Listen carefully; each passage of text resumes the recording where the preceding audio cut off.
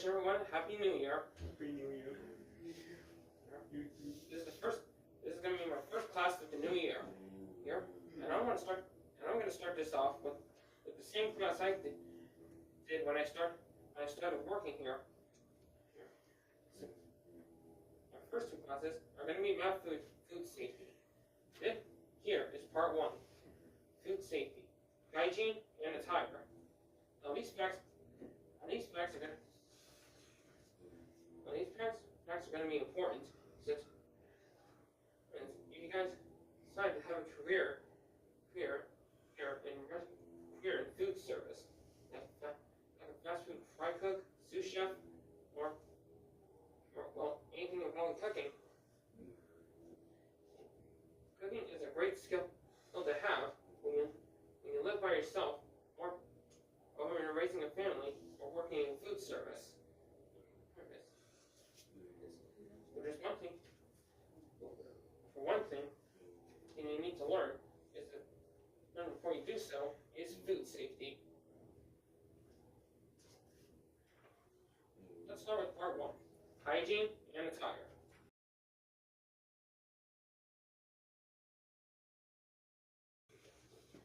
Hand washing. Before you do any kind of cooking, it's always important that you always wash your hands first. Because the germs and bacteria you get from touching everyday objects or parts of your body can get on the food. And that can sometimes make a person very, very ill. It is always required to wash your hands before and after every cooking job. Doing so can protect you and others from any harmful bacteria. Any questions? No. Alright, turn the page.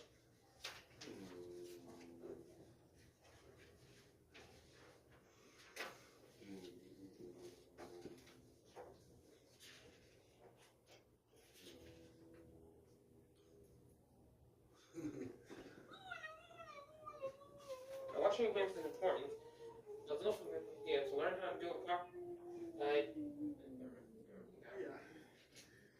It's also important to learn how to do it properly. First, you turn up. Pay attention, everyone.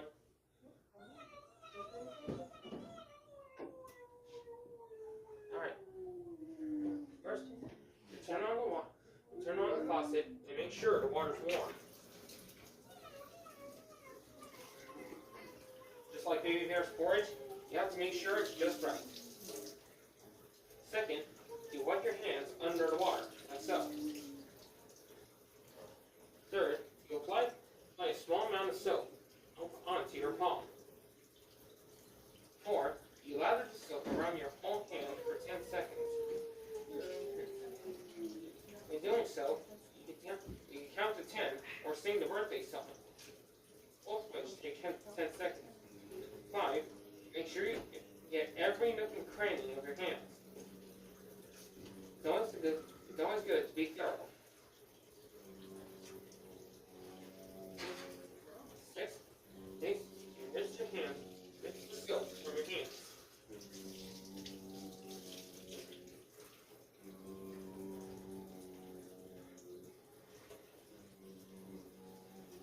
7, you grab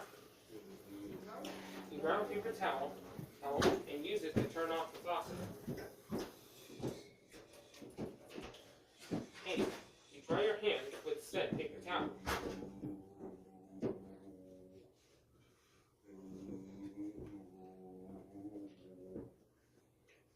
And 9,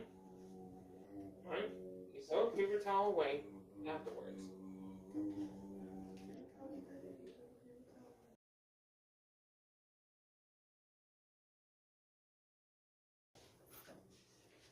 Now, when you're working in a kitchen setting, there's one thing that every kitchen needs: rubber gloves. After you wash your hands, it's important to wear rubber gloves. When you're doing it, this helps prevent the spread of germs to come out to your clean hands. Okay. No. And I'm sorry the slides look a little incomplete. They are the first.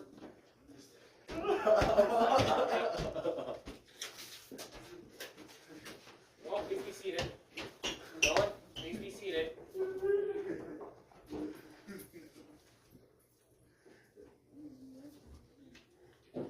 Well, anyway,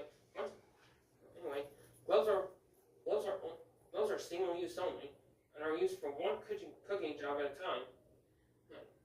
They are not used for multiple cooking jobs because that will cause cross contamination. Like when solid meat juice goes on a prepared salad, or if you forgot to take out fresh vegetables for a month. Cross contamination can happen any time, so it's always good to be prepared to prevent these kind of things from happening when you're working in the kitchen. You have a question? I have a question. Yes, I do. Siobhan? You get to wear rubber gloves Precise. when we cooking meat and vegetables. Well, what? He's asking, do you have to use rubber gloves? Like to cook meat, like raw meat to cut it up, and vegetables. Yes, but separately, not combined. So you have to do it separately, not together. Okay. Okay, here's how to apply rubber gloves. First, four fingers on here. Pull it down on your hand like this.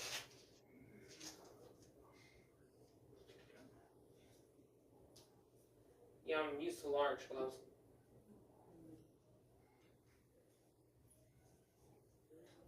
Grab another glove and do the same thing with the other hand.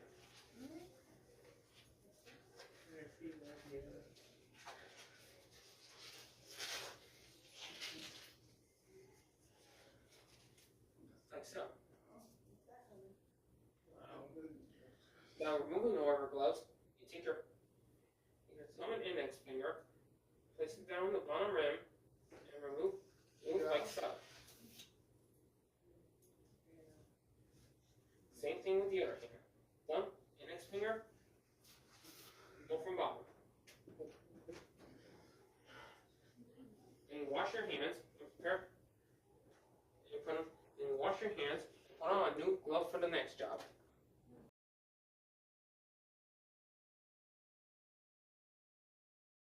Now, kitchen attire. Besides rubber gloves, you also have to wear clean clothes, a clean apron, non-slip shoes, and hairnets when you're working in the kitchen.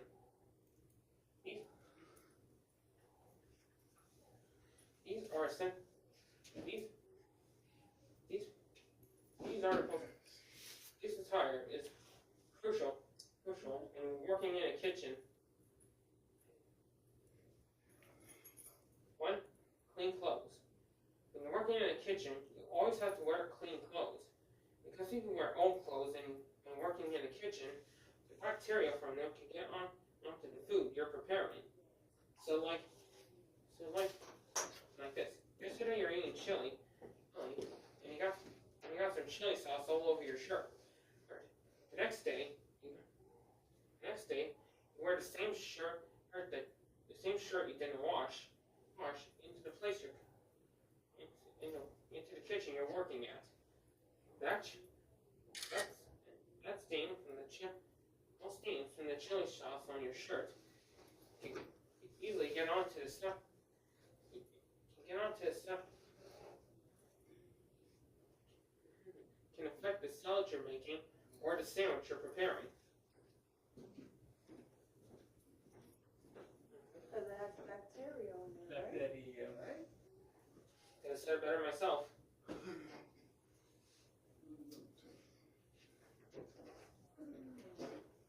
Next. Our next one.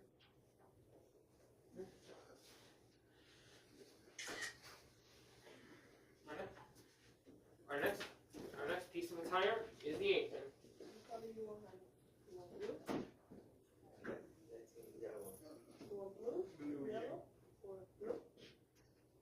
Yeah? Correct. And that's the shoes. Yeah, blue. Correct. Blue. Which one?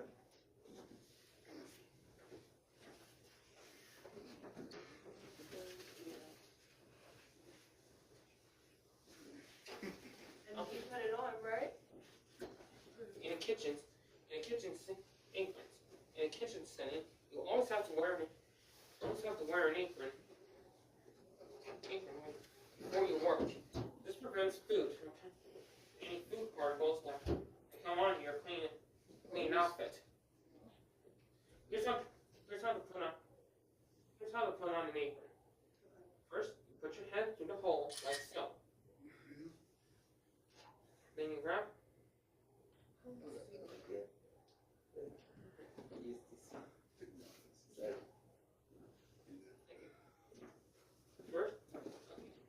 First, you put your head through the hole like so. Then you grab the two strings from both sides and tie to your back like so. Now this technique can be very difficult since you don't have eyes on the back of your head like a responsible mother. For this part, right, if you can't do it yourself, you can always ask a friend for help.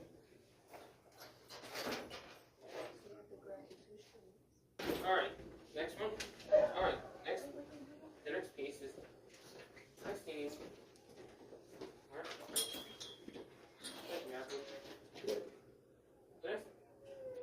next kitchen attire you need to wear are non-slip shoes. Non-slip shoes. Those are important when you're working in a kitchen because a freshly mopped kitchen floor can be very slippery. Okay? Once you wear non-slip shoes, it's downright impossible to slip on these kind of floors. You enter a kitchen with sports shoes, high heels, or flip-flops. You'll be slipping like an old cartoon. You'll be slipping like an old cartoon character slipping on banana peel. You don't want to fall late and hurt your bum bum. Yeah. But the results are not. But the results are not funny. Trust me. You want to hurt your bum bum? So you gotta be safe, right? Lastly, our hair nets. You see these? Your hair. In here are loose hairs, dandruff, and sweat. When you're using a hair net, it prevents any skin particles, dandruff, and loose hairs from your scalp from getting onto the food. Meaning you don't want no hair to get in your kimchi fish or your lasagna or anything. Your snacks. Snacks. Your drinks. You don't want sweat to get into your drinks. Or else you're gonna be drinking sweaty drinks. Okay, so this guy You don't want that. Yep.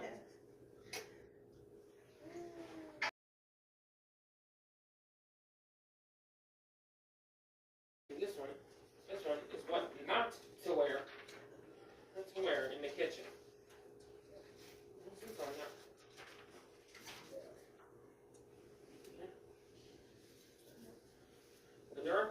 But there are things you can wear in a kitchen. There are some things you cannot wear when you're working in a kitchen.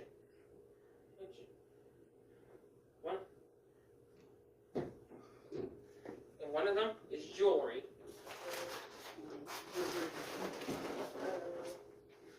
While very very fashionable. You're looking at me with my jewelry. You got one on. Mine don't come off. It does, but I have it here. While jewelry is fashionable, jewelry is not allowed in a kitchen setting because loose jewelry can fall onto the food. This can make the person who eats the food choke, sick, or even worse.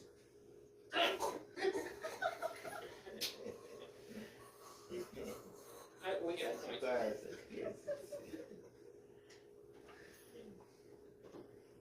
Don't want to die on cooking class. Okay.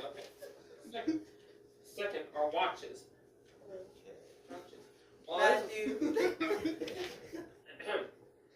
While it is important to know what time it is, you cannot wear a watch. You cannot wear a watch while you're in the kitchen. Because the collected germs from the watch's rims can get on the food, which is why it's always important to have a wall clock in the kitchen. So you're telling me if I have my Apple Watch, I can't have it on? Because the germs is going to get on top of it? Exactly. Germs from that watch can get on the food. Or any watch, right? Any. Not even a Rolex. Uh-oh. Matthew. Nice story. Okay. Yeah. Third thing are revealing clothes. I know the kitchen can get a little hot at times, but it is important to wear clothes that cover most of your skin. You can wear those kinds of clothes when you're on the grill or deep fryer. The hot water or oil can get onto your skin and leave a gnarly burn, and that is not a pretty sight. You don't want to have second-degree burns, right? Exactly. I mean, even if you're working at a beachfront restaurant or food stand, it is important to wear this kind of attire while doing so. I mean, you go into a kitchen with a tank top and you work in the deep fryer. The burns can get onto your waist. Those deep fryers is hot. Yeah. Well, yeah. So hot the sun can heat it. Woo! Hot in here. And lastly, is makeup. You cannot wear makeup in the kitchen. Uh-oh. Panic? Uh-oh, that's me. It's never a good idea to wear makeup in the kitchen because the kitchen is very hot, and the makeup can melt off of you and into the food, and that can make a person very sick. So no females can wear makeup when they're cooking. Or else you're going to be tasting some makeup, guys. Well, it's both because of the germs on a person's face. And now let's not forget, some guys wear makeup too. Oh, Matthew. Okay.